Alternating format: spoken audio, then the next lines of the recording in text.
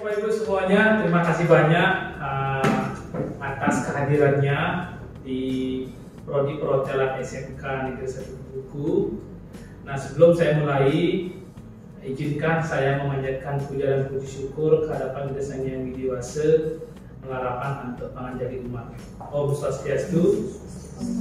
Assalamualaikum warahmatullahi wabarakatuh. Nah, baik Bapak Ibu semuanya, dalam kesempatan ini saya akan berbagi terkait dengan menciptakan budaya positif di lingkungan sekolah. Nah, sebelum saya mulai, izinkan saya memperkenalkan diri dulu. Saya Budi Suspayana, saat ini bertugas sebagai fasilitator guru penggerak CDP Rekognisi Kemdikbud Angkatan 7 tahun 2023. Nah, dalam kesempatan ini saya bertugas untuk mendampingi calon guru penggerak. Nah, baik Bapak Ibu semuanya. Nah, topik diseminasi hari ini adalah bagaimana kita sebagai warga sekolah bisa membangun budaya positif di lingkungan sekolah. Nah, selanjutnya Bapak Ibu, nah beberapa alasan Bapak Ibu kenapa kita perlu mengetahui tentang budaya positif kita di sekolah seperti itu. Nah, sebelumnya Bapak Ibu, kita akan mengetahui agenda kita dalam kegiatan diseminasi hari ini.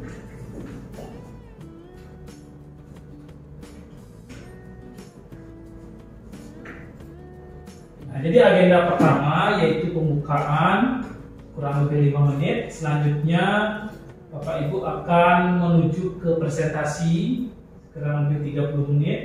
Kemudian kita akan di sesi diskusi nanti sekitar 10 menit.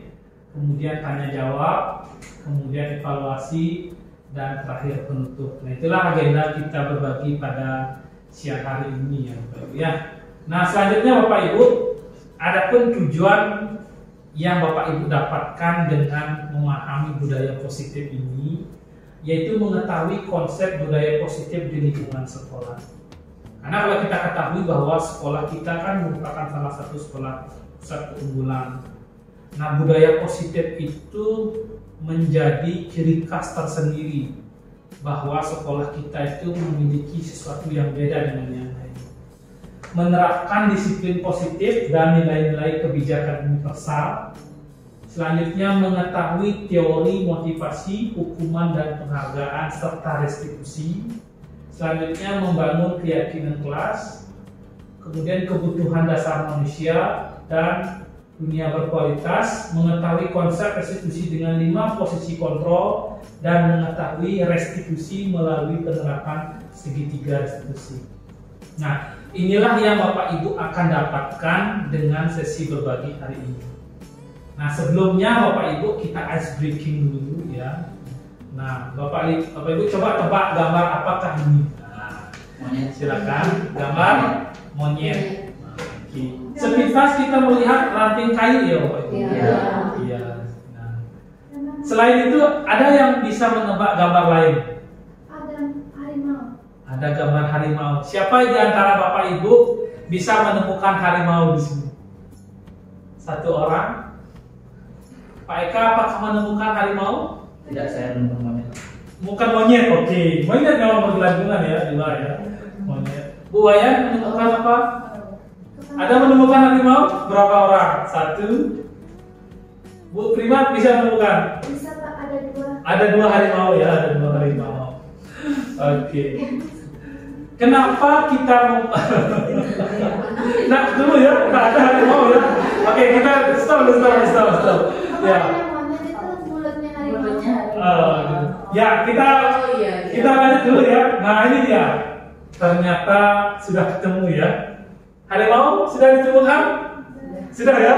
Sudah ya? Mana harimau ya? Ini harimau, yang putih ini harimau. Inilah jadinya dia. Oh iya. Sudah dulu ya? Sudah dulu, jangan dulu.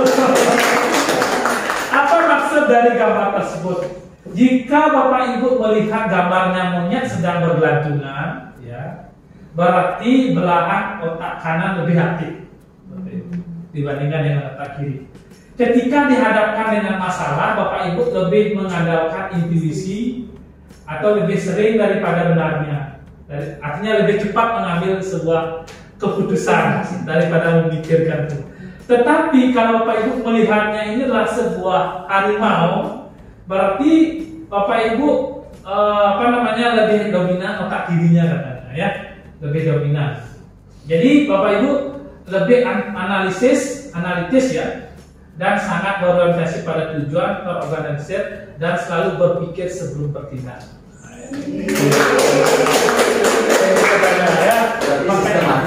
Sistematis ya. Kalau Bapak Ibu lebih cepat ngomong, itu namanya. Berarti ketika Bapak Ibu orang yang cepat mengambil keputusan tanpa namanya juga hitungan akibatnya seperti itu. Tapi kalau seperti Bu Prima dari mau itu, ya gitu. Ternyata di dalamnya ada harimau ya. Nah itulah salah satu ice breaking terkait dengan kehidupan kita saat ini ya Bapak Ibu ya. Oke lanjut. Nah Bapak Ibu, di sini adalah salah satu budaya positif yang ada di sekolah kita ya, yaitu dengan menciptakan pembiasaan di pagi hari. Nah Bapak Ibu, bagaimana menurut Bapak Ibu tentang budaya positif itu? Adakah Bapak Ibu punya bayangan budaya positif itu seperti apa? Nah, ada Bapak Ibu, ya silakan Pak Eka. Menurut saya budaya positif adalah suatu budaya yang perlu ditanamkan kepada peserta didik itu dari sejak usia belia. Karena kenapa budaya positif itu? Budaya itu berasal dari sebuah kebiasaan. Apalagi kalau kebiasaan itu positif, ditanamkan secara terus-menerus dan sistematis, itu akan bisa membentuk karakter siswa yang unggul. Budaya positif. Nah itu salah satu ya, suatu kebiasaan. Contohnya anak-anak kalau sudah dibiasakan dia bersambil hormat kepada guru, itu akan menjadi sebuah budaya. Oh, ketika ada tamu datang disambut Swastiastu apa. Itu yang susah di zaman saat ini Pak Ibu. Kita di SMK Tubuhku berperan dengan pendidikan karakter. Kalau Pak Ibu menemukan siswa yang tidak terlalu pintar, tapi dia hormat, sopan, jamin dia lulus. Karena budaya karakter itu lebih dikuatkan daripada Bapak Ibu siswanya hebat, pintar, tetapi karakternya tidak pernah hormat, bikin masalah, kan ujung-ujungnya dikeluarkan. Nah ini budaya positif sekolah itu merupakan nilai atau kebiasaan yang disebut oleh Pak Eka tadi di sekolah yang berpihak pada murid, ya, agar mereka dapat berkembang menjadi pribadi yang kritis, penuh hormat, bertanggung jawab sesuai dengan profil belajar Pancasila. Nah, itu ya. Jadi yang saya bagikan adalah kebiasaan sekolah yang berpihak pada murid. Sekolah berhasil itu ujung-ujungnya pasti murid. Dia muridnya prestasi, muridnya sopan santun. Karena ketika dia tamat, dia ngobrol kepada temannya. Kamu masuk SMK Tubuhku, sangat disiplin muridnya, hormat, sopan santun, penuh hospitality, ya seperti itu. Makanya sekarang digalakkan, saya selalu setiap pagi berusaha Bapak Ibu menggalakkan salam 5S. Ya, senyum, senyum dulu ya, senyum, sapa, senyum, senyum ya, senyum gitu ya, senyum gitu ya, salam, sapa, sopan, santun. Kita coba ya Bapak Ibu ya. Oke, salam 5S. Senyum, salam, sapa, sopan, santun. Jadi bagaimana kita ketika mulai pembelajaran ini coba dibuatkan yel seperti ini. Salam 5S. Kalau kita di perhotelan itu identik dengan 5S itu ya. Lanjut Bapak Ibu. Nah ini, mengapa budaya positif itu penting di sekolah? Kenapa penting? Nah ini, untuk membangun kultur sekolah yang memberikan vibrasi positif. Nah seperti itu.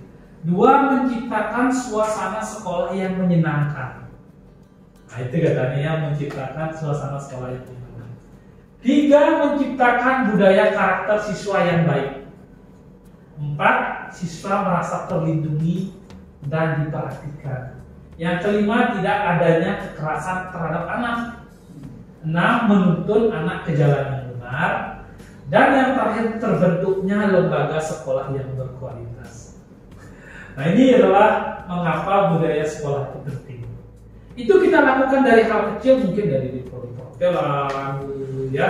Nah, ini goalnya kita menciptakan budaya positif.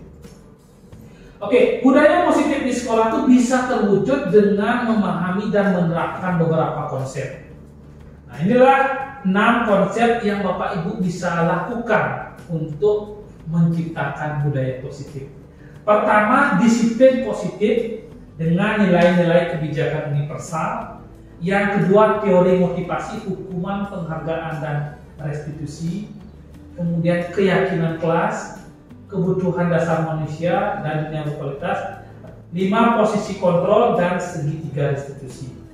Nah, mungkin Bapak Ibu belum kebayang ya apa bagian-bagian dari ini ya, belum ya?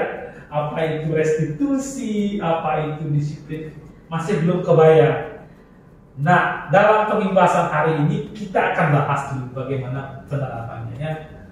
Oke, pendidikan kurikulum Merdeka ini kembali mengadopsi pendidikan yang dicetuskan oleh Bapak Ki Hajar Dewantara.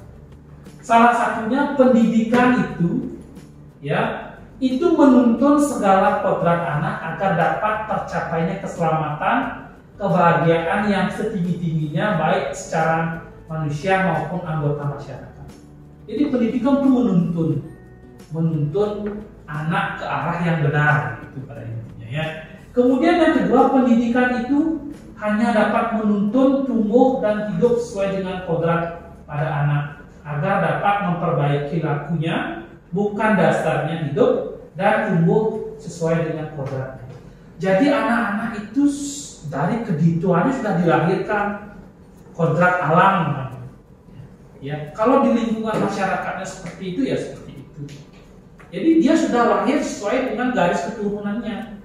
Tinggal kita menebalkan saja. Kamu sukanya apa? Saya mau ke perhotelan. Ayo kita ambil jurusan.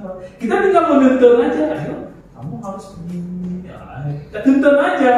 Kamu sukanya apa? Saya sukanya main poli. Yuk, jadikan dia main poli yang sukses sampai ke atlet internasional. Contohnya nih, Pak Eka punya siswa tidak bisa bahasa Inggris, Pak, blank, tetapi dia atlet internasional. Tegakah Pak Eka memaksa dia sampai tidak meluluskan? Tidak. Asalkan karakternya baik. Gitu. Karena dia tamatnya jadi atlet, walaupun tidak bisa bahasa Inggris. Nah, itu namanya kodrat alam. Sedangkan kodrat zamani, jadi kodrat yang menyesuaikan dengan kondisi. Contohnya sekarang sudah main handphone. Mungkin kalau Bapak Ibu masih kecil kan sing ada HP itu. Jadi sing ada sekarang Mobile Legends, yang ada game-gamenya apa? Mungkin game kebun-kebunan, game apa yang zaman dulu itu? Ya cingklak gitu kan, apa namanya itu, engkleng-engklengan itu apa namanya? Nah itu, karena waktu dulu itu tidak ada HP. Sekarang Bapak Ibu tidak boleh, istilahnya kita itu melarang anak tuh nggak boleh main, nggak bisa. Memang zamannya seperti itu.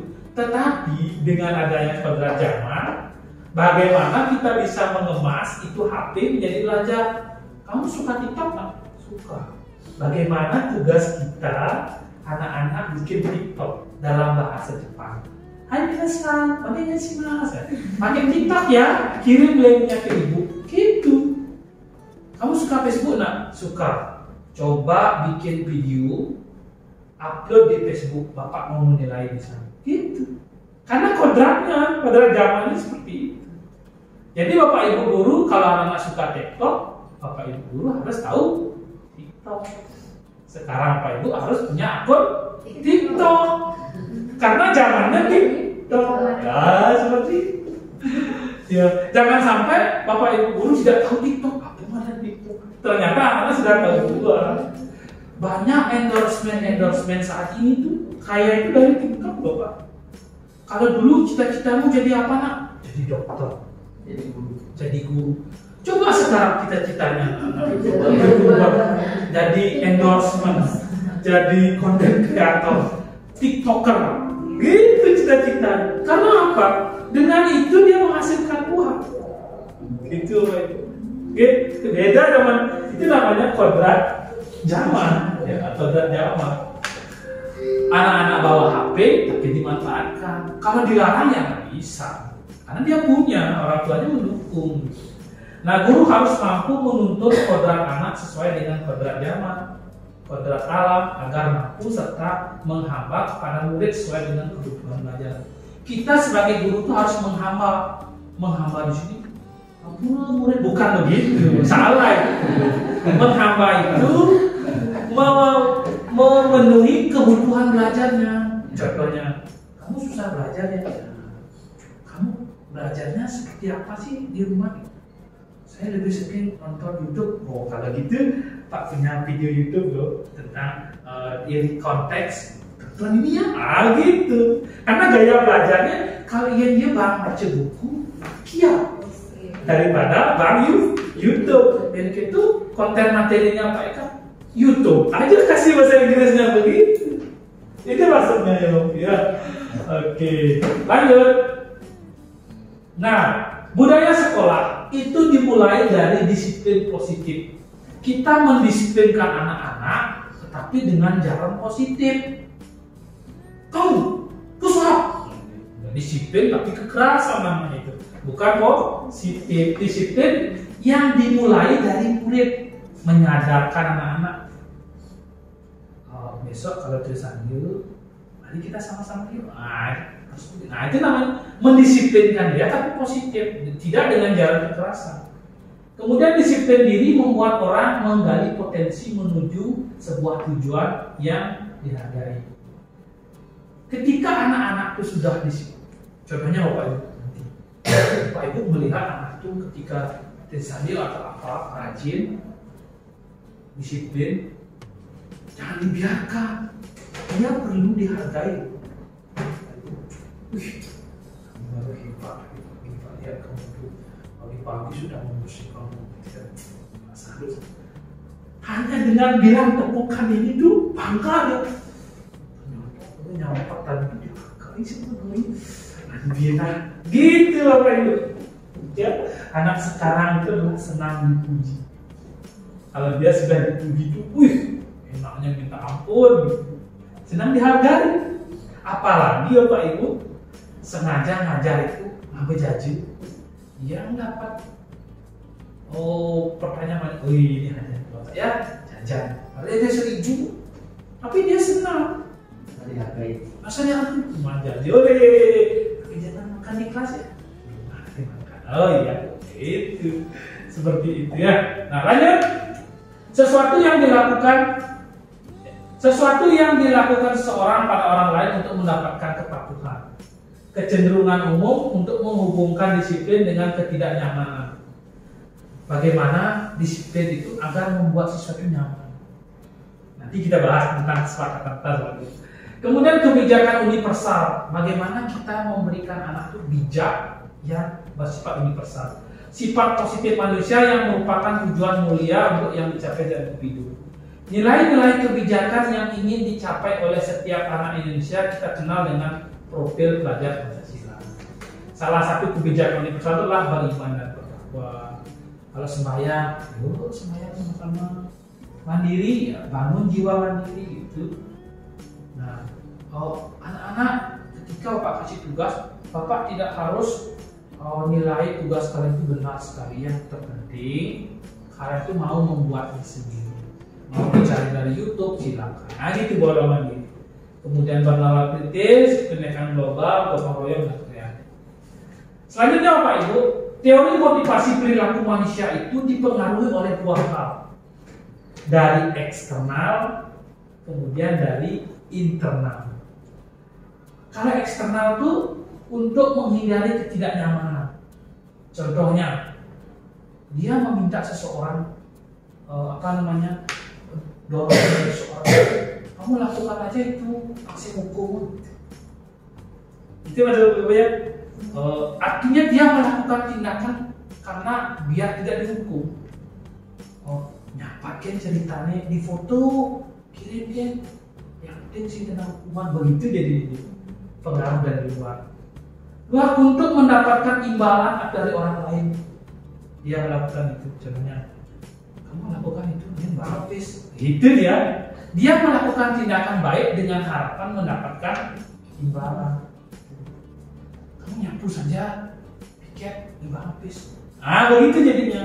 Tetapi yang terpenting itu adalah bagaimana motivasi dari internal dalam diri untuk menghargai diri sendiri.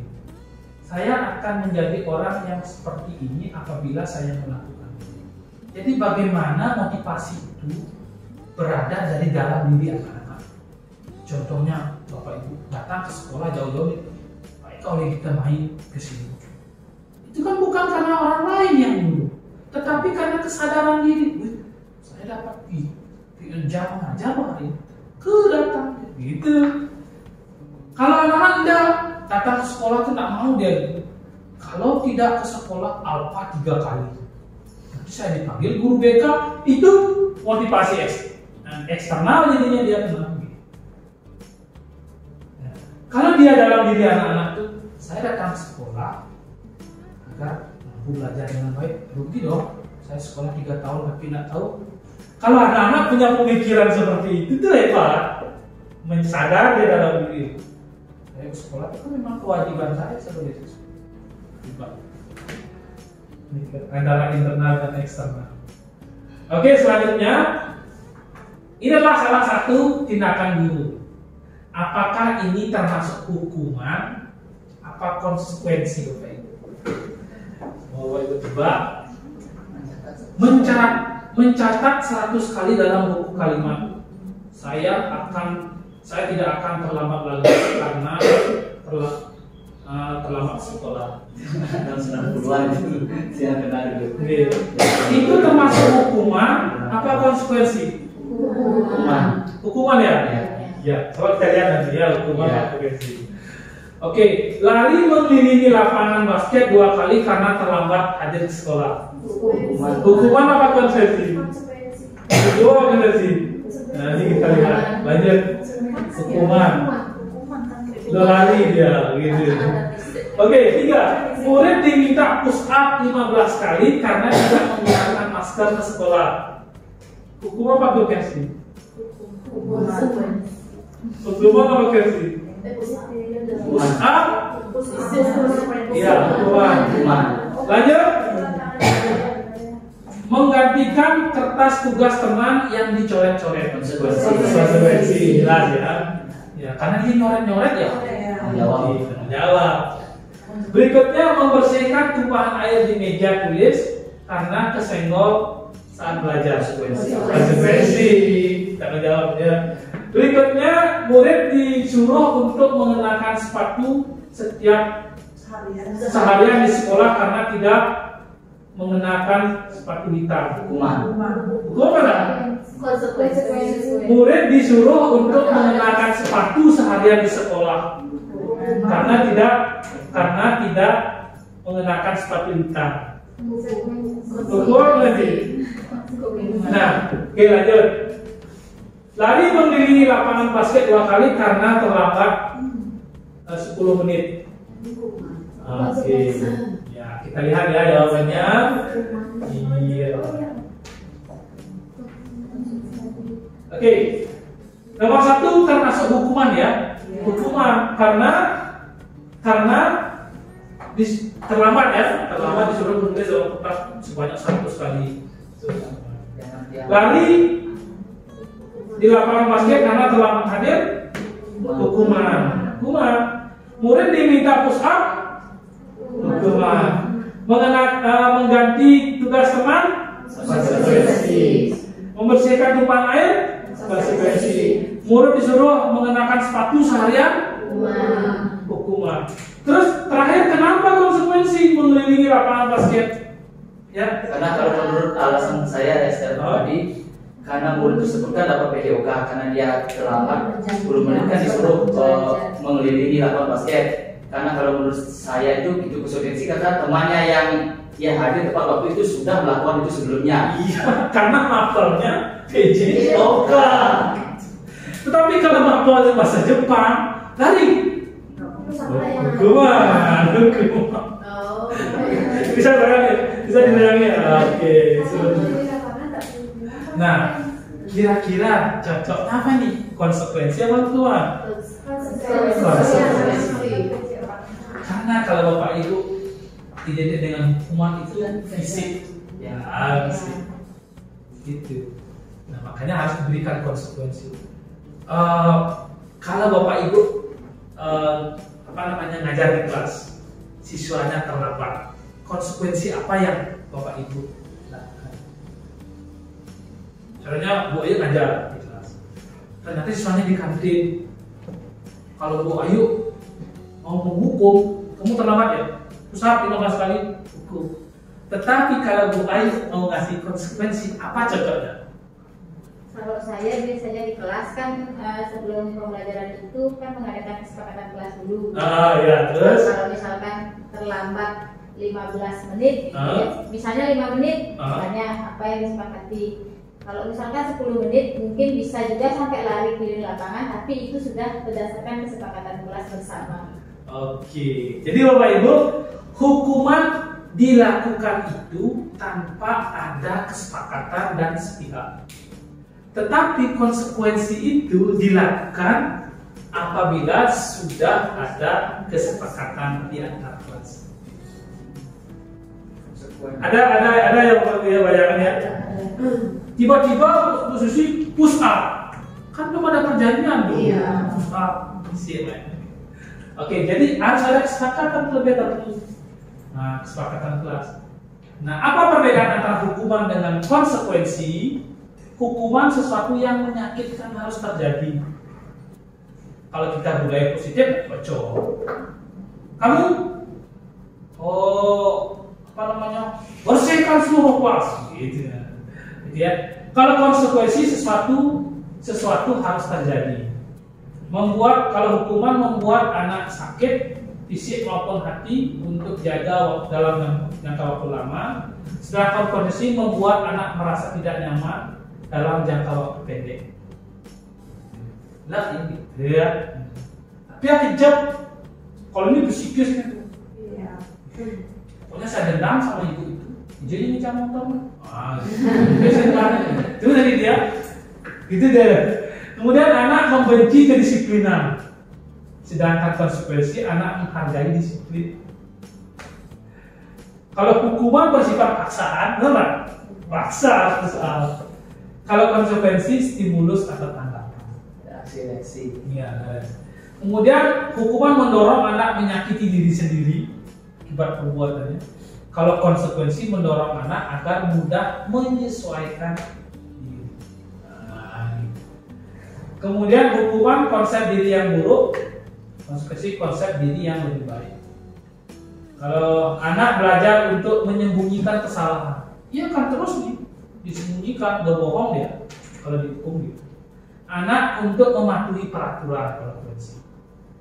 Marah, rasa bersalah, dipermalukan, merasa tidak dihargai, kehilangan hak dan seterusnya. Itulah Bapak Ibu perbedaan antara hukuman dan konsekuensi. Selanjutnya Bapak Ibu, nah ini dia, apa itu restitusi? Nah, ketika anak-anak itu melakukan sebuah tindakan salah, ya, alternatif saat ini adalah restitusi. Restitusi adalah solusi terbaik kalau Bapak Ibu menemukan dengan sebuah permasalahan. Nah, apa sih itu restitusi?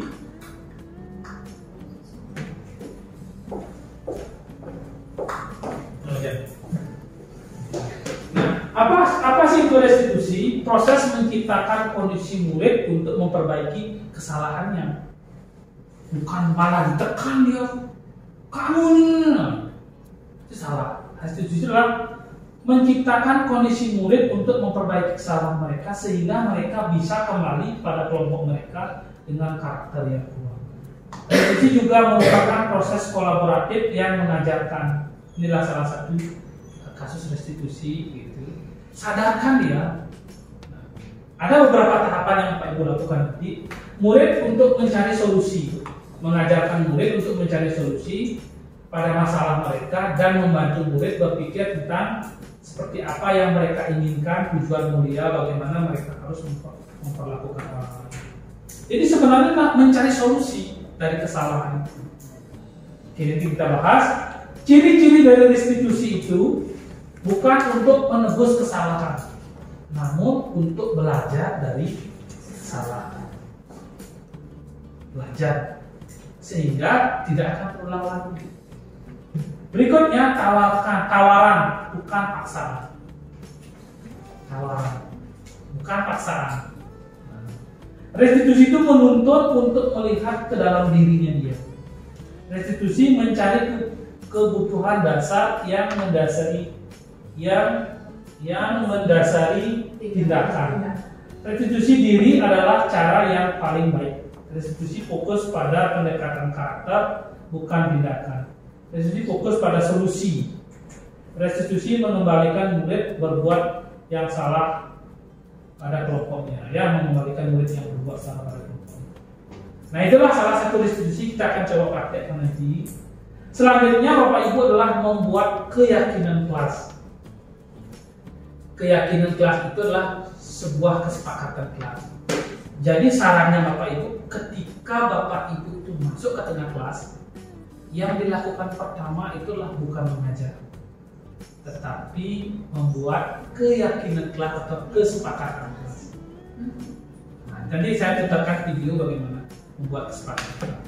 Kesepakatan kelas itu berlaku dari siswa, oleh siswa, untuk siswa, tidak berlaku pada guru, karena gurunya beda-beda setiap kelas.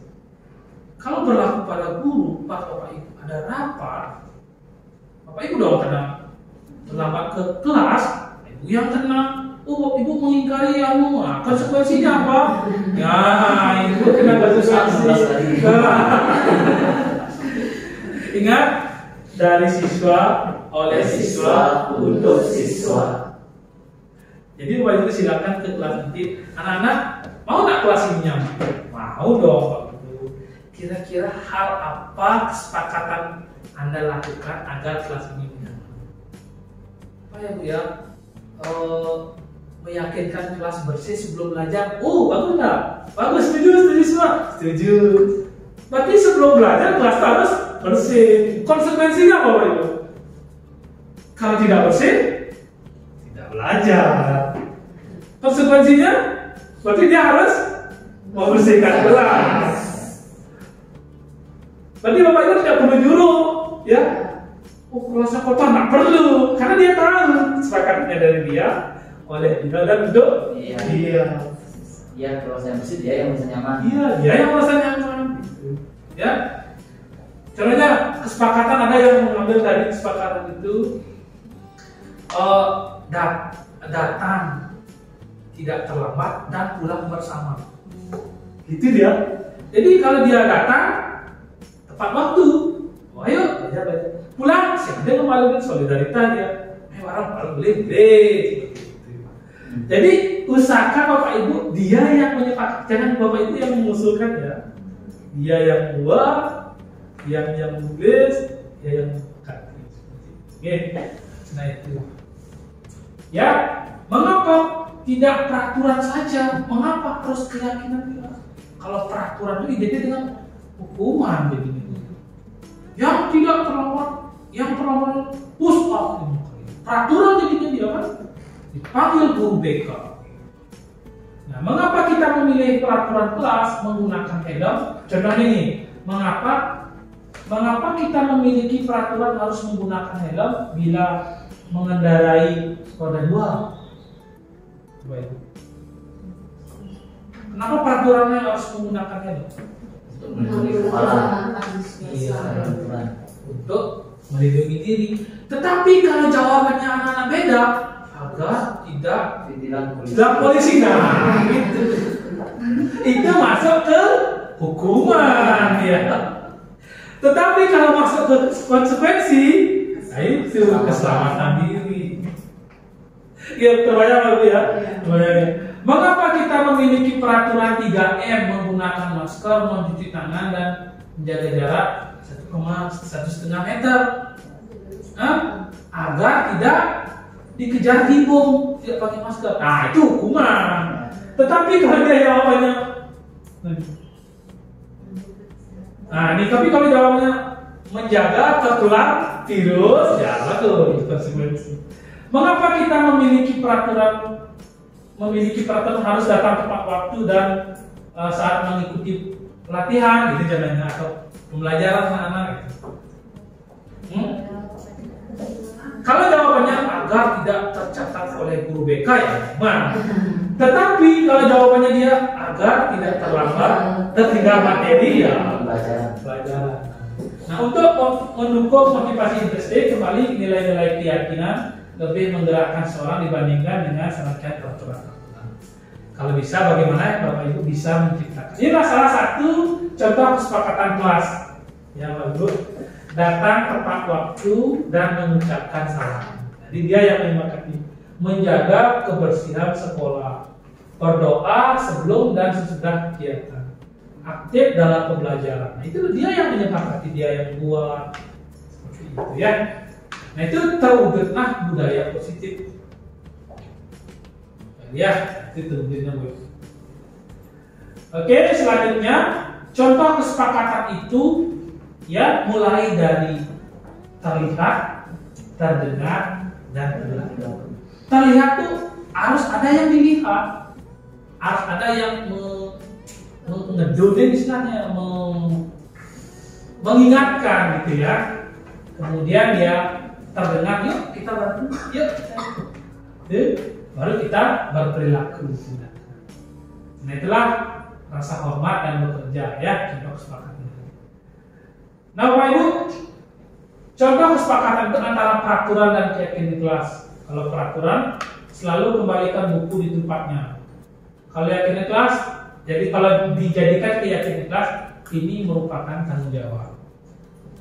Dilarang mengganggu orang lain. Kalau keyakinan kelas, cocoknya bahasanya gitu ya, menghormati orang lain. Itu bahasa yang bagus. Hadir 15 menit sebelum pembelajaran dimulai, ya, menghormati orang lain dan berkomitmen. Dilarang melakukan kekerasan. Di sini keselamatan menghormati orang lain. Dilarang menggunakan narkoba. Kesehatan. Bergantian atau menunggu giliran, menghormati orang lain dan bersabar. Itulah gunakan masker. Itu jadi dengan kesehatan dan keselamatan. Jangan lari di kelas atau koridor, keselamatan dan keamanan. Itu salah satu bahasa yang digunakan. Tinggal ditambahkan saja kalimatnya. Ya. Nah itu Bapak Ibu coba nanti membuat kesepakatan kelas. Nah kebetulan saya punya videonya, nanti Bapak Ibu bisa tonton video itu bagaimana cara membuat kesepakatan kelas dari siswa oleh siswa dan siswa. Nah ini Bapak Ibu, selanjutnya adalah kebutuhan dasar manusia. Nah, ini penting juga. Kalau kita lihat gambarnya yang di sini Bapak Ibu, ada 4 hal penting yang diinginkan oleh manusia saat ini, termasuk siswa, ya. Yang pertama belonging, atau power lah, power. Jadi manusia itu pengen sehat, pengen kuat gitu ya. Itu yang terpenting gitu loh. Sehingga harta yang terpenting saat ini adalah sehat. Kalau Bapak Ibu punya uang banyak, tapi kok namo gitu, nah itu juga boleh. Makanya siswa itu juga perlu kesehatan, perlu kekuatan. Dan yang kedua, siswa itu perlu cinta kasih. Jangan sampai siswa itu datang ke sekolah itu menakutkan. Sekolah adalah ruang untuk menakutkan. Kalau tidak di sekolah pecat. Kalau ke sekolah, selalu punggungnya keras-keras. Di lapangan mencekam ya gitu ya. Itu cinta kasihnya tak ada. Dia merasa sekolah tuh, wih gimana ya? Bukan nyaman di sekolah, tapi menakutkan. Wih, masuk ibu hari Senin, PR mau duduk pasti ya begitu. Nah itu lah ya. Kemudian siswa itu perlu kebahagiaan juga. Dan yang terpenting siswa itu perlu bebas. Bebas itu dalam artian tadi masuk dari sini enggak. Bebas itu dia memilih cara belajar, gaya belajar. Pak, boleh nggak tugasnya kita setor video aja Pak? Boleh. Pak, saya tidak punya HP, boleh nggak tuh? Anunya karya saya itu saya buat dalam berupa karikatur. Boleh, Bapak Ibu punya kebebasan, diferensiasi, merdeka, ya. Oke, bisakah kita memberikan hal ini kepada siswa di sekolah kita? Nah itu pertanyaan berat buat kita seorang pendidik agar dia mendapatkan 4 kebutuhan dasar manusia yang berkualitas. Nah, selanjutnya Bapak Ibu, ini 5 posisi kontrol guru. Ya, kita sebagai seorang pendidik juga harus memahami 5 posisi kontrol. Nah, tindakan yang dilakukan guru terhadap siswa terkait dengan permasalahannya itu ada 5 jenis. Ya, yang pertama sebagai pemukul, yang kedua membuat rasa bersalah, posisi teman, pemantau, manajer. Bapak Ibu cenderung ke yang mana ini? Ya, itu. Apakah sebagai pemukul, membuat rasa bersalah, posisi teman, pemantau? Saya pemantau. Contohnya seperti ini. Pertanyaan pertama. Kamu kan tidak mengerjakan PR. Ya kamu harus berdiri di depan kelas. Itu posisi apa ya? Kalau membuat rasa bersalah, kamu tidak mengerjakan PR. Apa yang kamu perbuat itu? Kamu kan sudah dapat buku. Apa di sana? Buat rasa bersalah. Kalau posisi teman, pas sebenarnya kerjakan aja PR-nya.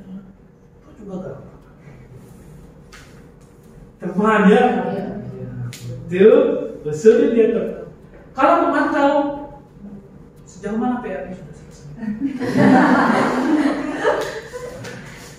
Silakan. Apa kesulitan dari itu?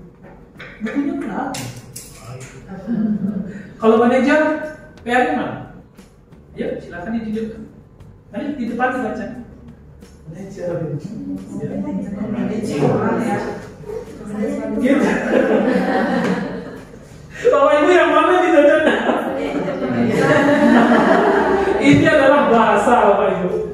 Kalau Bapak Ibu sebagai penghukum, ya, ini sebagai penghukum, inilah bahasa berkata guru, ya. Kamu tidak melakukan, awas ya, kamu tidak mengerjakan PR, awas kamu ya. Hasilnya apa? Ini hasilnya, siswa akan berontak, menyalahkan orang lain, bisa jadi berbohong. Iya kok, kemarin pas ini ada ngapain dulu? Gitu jadi, padahal saya ngade gitu. Itu bahasanya apa ini ya. Kemudian kaitannya dengan kualitas, berkualitas, murid meletakkan guru di luar dunia berkualitas. Kalau membuat rasa bersalah, inilah bahasanya. Kamu seharusnya kamu sudah tahu ibu lelah sekali. Nah dan seterusnya ya. Ibu stres dibuat gara-gara kamu. Jadi kan sering bilang stres tuh. Iya. Yang ngadapin murid-murid kayak gini stres gitu kan. Ya itu seperti itu. Itu adalah salah satu posisi guru membuat rasa bersalah. Gara-gara aku Bu Dewi jadi stres. Hasil yang diperoleh apa? Dia ini menyembunyikan, menyangkal, berbohong gitu ya. Murid meletakkan guru dalam dunia berkualitas. Maafkan saya Bu. Jawabannya ya, murid berkata maafkan saya Bu. Kalau ini biarkan saja, nanti juga marah-marah lagi. Kalau dia sebagai penghukum. Kalau ini sebagai teman, Ayo lakukan demi ibu. Nanti ibu dihukum, nanti bapak sekolah. Dan seterusnya. Masa kamu tidak mau? Jadinya ketergantungan. Jadinya ketergantungan. Ya, saya pikir bapak ibu teman, ternyata begitu. Sebagai pemantau, ya, apa peraturannya, menyesuaikan diri bila diawasi. Iya, awasi mana yang menggari gitu. Awasi mana yang menggari sih? Pak kamu lain, sakit kakek, cuma bikin bed yang nyodoin gitu. Nah, yang alternatif tercepat lah Bapak Ibu adalah sebagai manajer. Ya. Apa yang kita yakin, apa yang bisa kau kerjakan, memperbaiki ini. Kita tanya aja, kamu sudah mengerjakan ini? Oh belum ya? Terus apa yang kamu lakukan agar bisa mengerjakan ini? Tanya aja dia yang kita manajer kan begitu. Terus kira-kira waktunya kapan selesai? Mulai dia berpikir, dia menjawab sendiri. Hanya sebentar selesai. Apa yang kamu lakukan kalau buka situ selesai? Oh, saya sedang menunggu. Gitu, karena kita manajer. Bapak Ibu adalah posisi saat ini adalah manajer di kelas. Ya, menguatkan pribadi, ya, menguatkan pribadi. Hasilnya menguatkan pribadi anak dengan tanggung jawab ini. Ya, bagaimana cara saya agar bisa memperbaiki keadaan kesalahan. Nah, Bapak Ibu, inilah materi sangat penting saat ini, Bapak Ibu ya. Bagaimana Bapak Ibu memposisikan diri saat ini, menghukum, membuat asal bersalah teman-teman dan manajer. Ya, Bapak Ibu, kalau Bapak Ibu menjadikan diri sebagai teman, campak ini Bapak Ibu. Ketika duduk makan di kantin Bapak Ibu, makan bareng-bareng.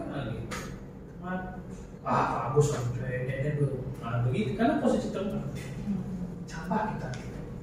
Ya, jadi posisi manajer adalah salah satu alternatif terbaik menjadi guru saya. Oke, ini soal studi kasus matematika. Wah, waktunya habis aja ini. Ya, soal studi kasus matematika. Ibu guru matematika dan wali kelas 8 Bu Santi sakit.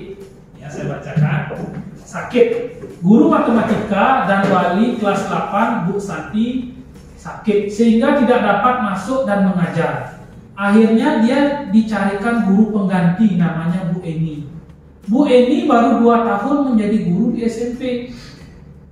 Beberapa murid perempuan Fitri dan Natali mengetahui hal ini dan mulai menggunakan kesempatan bersikap seenaknya, tertawa dan tidak mengindahkan kehadiran Bu Eni. Contohnya Pak Eka anak masuk Bu Yuli suruh menggantikan. Tapi Bu Yuli hari ini jadi guru, campak ini jadi muridnya gitu. Nah itu ya, Bu Eni mencoba menyapa Fitri dan Natali dengan ramah sambil mengingatkan mereka untuk tetap fokus dalam mengerjakan tugas. Ayolah tugasnya dikerjakan. Nanti ibu ditegur. Posisi apa dia ini? Ingat ya, tadi tuh. Ya ingat 3 posisi kontrol dulu tuh. Bu Eni dia bilang, ayolah tugasnya dikerjakan. Nanti ibu ditegur sama bapak kepala sekolah kalau kalian tidak mengerjakan tugas ini. Posisi apa dia? Hah? Kok merasa bersalah? Merasa bersalah ya. Oke, tolong bantu ibu ya. Namun Fitri dan Natali malah jadi tertawa. Ibu santai aja Bu. Mereka tidak mengerjakan tugas, malah ngobrol. Keesokan harinya Bu Santi memanggil Fitri dan Natali. Bu Santi yang tidak masuk itu, serta menanyakan tentang laporan dari Bu Eni. Bu Eni lapor dia ternyata dengan Bu Santi. Ibu Santi menanyakan apakah mereka bersedia melakukan memperbaiki permasalahannya. Ditanya ada 2 orang siswa itu. Yang ada Fitri dan Natali sempat ragu-ragu dan membela diri, namun pada akhirnya dia mengatakan akan minta maaf.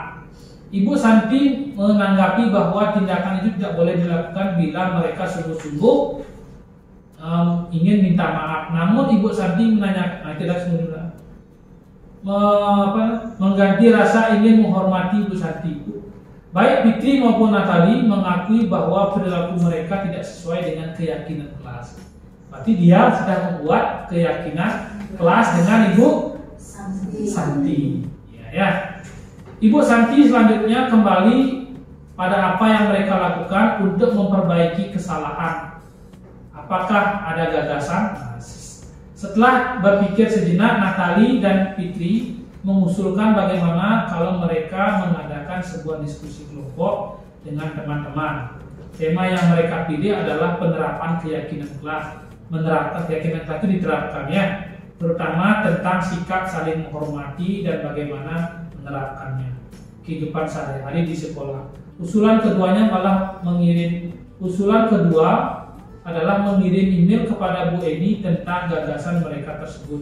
Mereka pun memberitahu Bu Eni bahwa mereka telah memberitahu kepala sekolah Pak Hasan. Bila lain waktu ada ketidakadaan guru, maka mereka akan mengusulkan Bu Eni kembali menjadi guru penggantinya. Berarti anak itu sudah taubat dari kesalahan dia yang berdosa. Itulah salah satu kasus di sekolah Bapak Ibu ya, bagaimana para Bapak Ibu seperti dengan tadi. Selanjutnya inilah restitusi Bapak Ibu. Ketika nanti Bapak Ibu menemukan sebuah permasalahan dengan siswa di training, restitusi adalah jalan terbaik. Apa yang dilakukan Bapak Ibu? Yang pertama, menstabilkan identitas. Yang kedua, memvalidasi kebutuhan. Dan yang ketiga, menanyakan keyakinan. Ini adalah 3 strategi yang Bapak Ibu lakukan. Bagaimana tahapannya Bapak Ibu? Nah, ini dia. Ya, menstabilkan identitas. Untuk membuat anak yang merasa gagal karena perbuatan yang salah menjadi positif dalam dirinya. Dia kan merasa bersalah itu, tetapi disegarkan dalam dirinya. Pertanyaan yang Bapak Ibu bisa gunakan ini ya. Oke. Berbuat salah itu hal yang manusiawi itu ya. Jadi disadarkan. Jangan ditekan. Biasanya kalau bersalah, kenapa kamu mengamini dia? Kenapa? Kan begitu kan? Baru dekat dengan murid, bukan murid ini. Tetapi menstabilkan identitas itu begini. Ya, Bapak tahu kamu itu salah. Dan semua orang sudah biasa sama. Ya, dah masalah. Ya, itu adalah salah satu bahasa yang digunakan. Ya, kita pasti menyesali permasalahan ini. Bapak Ibu tidak tertarik untuk mencari tahu siapa yang benar dan yang salah. Tetapi kalau kita menemukan salah, siapa yang melakukan duluan? Siapa yang mukul duluan? Gitu kan, ngegas kita kan? Ketika duduk kemenangan, kita kenalkan dulu. Ibu tujuannya ke sini mau manggil kalian berduanya, Bapak Ibu tidak mau cari tahu siapa yang benar, siapa yang salah. Tetapi memperbaiki dari hal ini, apa yang tadi. Ya, Bapak Ibu tidak tertarik nanti ya. Selanjutnya, kalau kamu menyalahkan dirimu sendiri terus-menerus, apakah kamu bersikap baik pada dirimu sendiri? Ya, apakah kamu bersikap baik? Nah, inilah salah satu cara-cara berkata untuk menstabilkan diri. Akhirnya dia tutup. Apa yang dijawab oleh anak-anak? Ya Bu, saya benar-benar kilap. Tadi sebenarnya saya tidak sengaja sebenarnya mukul dia gitu. Tapi karena dalam perasaan hati saya itu saya diejek, akhirnya dia membongkar kasusnya sendiri, bukan Bapak Ibu yang nanya. Gitu. Yang Bapak tidak mempersalahkan hal itu. Nah mungkin maksudmu itu benar. Coba kamu ceritakan kenapa kamu melakukan hal itu. Cerita ya Bapak Ibu sebenarnya. Ini namanya dengan menstabilkan identitas. Setelah Bapak Ibu berhasil membuat siswanya nutur, terus terang gitu. Nah, nutur dia terus terang, kayak Darte di sini. Bapak memanggil Darte di sini bukan Darte salah, bukan Date itu dibikin onar seperti yang dikatakan tidak. Tetapi Bapak ingin date itu menceritakan apa sih sebenarnya terjadi. Oh iya Pak, ya akhirnya jujur. Oh gini Pak, sebenarnya saya itu kan tugas di PA Pak. Saya itu kadang-kadang bosan di PA Pak. Saya pengennya di room. Akhirnya saya ikut teman saya di room gitu. Padahal di PA tugas saya belum selesai. Dia menstabilkan identitasnya dia. Pertama, dia mengakui itu. Kita tidak ngomong Bapak Ibu kan? Tidak ngomong terlalu banyak, tapi dia yang menceritakan. Selanjutnya Bapak Ibu, yang kedua validasi kebutuhan adalah membantu murid mengenali basic kebutuhan dasar yang ingin dipenuhi ketika melakukan kesalahan. Bapak Ibu bisa menggunakan kata-kata ini. Apa nilai yang kita percaya di kelas sekolah kita? Oke, boleh. Nilai-nilai universal apa yang disepakati? Kelas yang ideal itu seperti kalau ini permasalahannya di kelas, Bapak Ibu. Atau Bapak Ibu bisa nih, apa yang kamu ketahui kalau anak-anak itu tidak mengikuti training? Kan begitu ya, berarti dia sudah mengingat di pembekalan kemarin sampai kalau saya gagal ini, nanti saya tidak bisa ikut ujian. Nah, ini dia validasi. Apa konsekuensinya kalau kamu sering melakukan pelanggaran di tempat training? Dia menjawab, nanti saya takutnya saya dikeluarin. Itu bisa dikeluarin ya. Pertama dia bercerita dulu tentang kasusnya. Yang kedua, dia menemukan konsekuensi dari permasalahannya. Ini memvalidasi kebutuhan. Apa konsekuensinya kalau kamu alfa 3 kali? Mungkin saya dipanggil oleh guru BK. Atau orang tua saya dipanggil. Cara kedua apa ya? Ampuh. Berarti dia mencari tahu apa konsekuensi dari perbuatannya. Cara ketiga, langkah ketiga, menanyakan keyakinan. Anak melihat kesalahan yang dihubungkan dengan norma sosial dan nilai-nilai yang mendasar. Bapak Ibu bisa menggunakan kata ini. Kamu bisa saja melakukan hal ini lebih buruk, tapi kamu tidak melakukannya kan? Itu bahasanya. Terus, kamu punya alasan mengapa melakukan ini. Apa yang penting bagi kamu? Kamu boleh tetap berusaha menjaga sikap, tapi tambahkan sikap yang lain yang baru. Atau dalam bahasa hotel, ini yang meyakinkan kira-kira apa yang kamu lakukan agar tidak memperbaiki kesalahan. Atau bahasa lain, apa yang Dada akan lakukan agar Dada tidak diberhentikan dari jabatan. Pertama, dia bercerita kronologinya. Yang kedua, dia tahu konsekuensinya. Yang ketiga, dia mencari solusi. Itulah segitiga restitusi. Terus, apa yang akan kamu lakukan agar orang ini bisa selesai? Ingat posisi manajer, pegang apa itu? Jangan sampai lepas posisi manajer. Kapan kamu bisa menyelesaikan laporan dan bisa ujian? Ya, nah itu adalah tiga. Yang pertama ya, segitiga restitusi ada 3 tahapan. Yang pertama adalah menstabilkan identitas. Yang kedua, validasi kebutuhan. Yang ketiga, menanyakan keyakinan. 3 posisi penting. Oke. Baik Bapak Ibu, itu saja materi kita hari ini. Ya, tentang budaya positif di sekolah ini.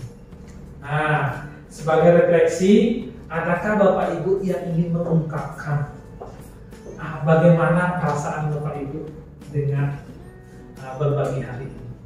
Ya, silakan. Saya sangat senang dan bahagia. Ternyata masih banyak yang belum saya ketahui, walaupun menjadi guru lama sedikit, terutama di di pas menurut pelajaran tersebut ternyata selain hukuman dan konsekuensi ada alternatif yang jauh lebih bagus bagi saya, yaitu restitusi.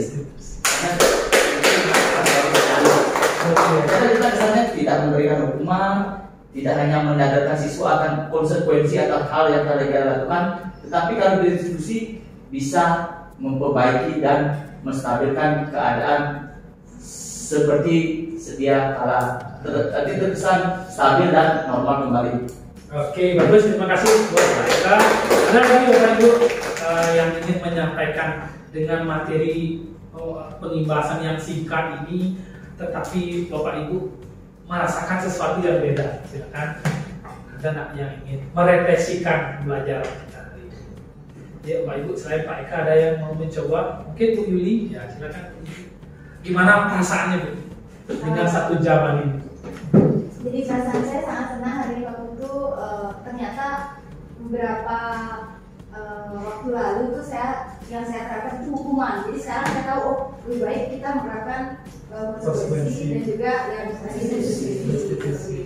Iya, oke. Saya satu mungkin dari Bu Mega. Nah, silakan Bu Mega. Ya, bagaimana perasaan Bu hari ini Bu dengan 1 jam ini? Terima kasih atas waktunya. Dari pemaparan yang telah diberikan kepada Pak Putu tadi, saya bisa membedakan apa itu hukuman, konsekuensi dan restitusi. Ya, oke, semoga bisa diterapkan ya. Baik Bapak Ibu, terima kasih banyak, dan sebagai penutup saya ucapkan thank you. Ya, terima kasih.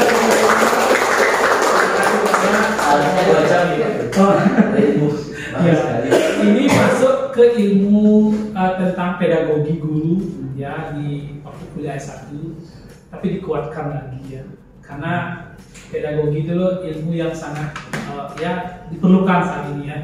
Nah, baik Bapak Ibu semuanya, karena waktu sudah habis, saya selaku materi dalam pembahasan hari ini tentunya mohon maaf yang sebesar-besarnya apabila ada salah kata dalam menyampaikan materi.